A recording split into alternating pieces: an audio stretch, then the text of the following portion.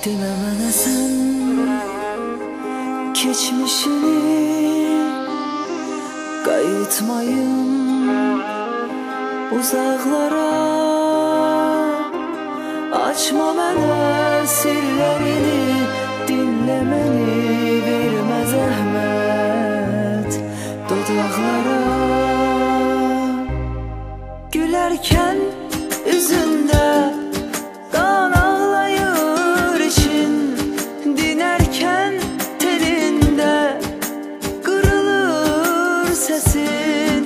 Elə sarılmısan ki boynuma mənim, sanki məndən başqa yoxdur heç kəsin. Buyur yanımda əyləş, biraz dərdləşək, amma sən sessiz qal, qoy yalnız mən danışım. Bir dəniz, bir bulut, bir də ki şimşək yağdırsın yağışı, içsin göz yaşım.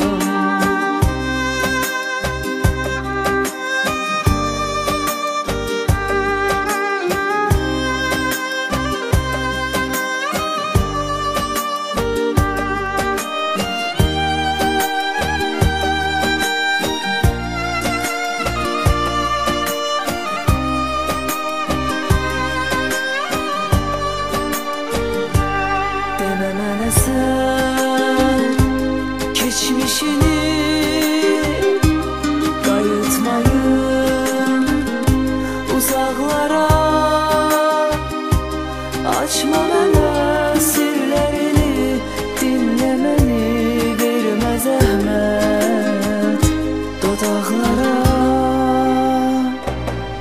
Gülərkən üzündə qan ağlayır için, dinərkən telində qırılır səsin. Elə sarılmısan ki boynuma mənim, sanki məndən başqa yoxdur heç kəsin.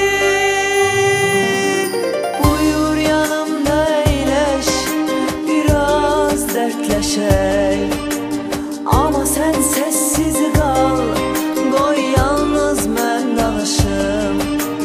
Bir dəniz, bir bulut, bir də ki şimşək yağdırsın yağışı, içsin göz yaşım.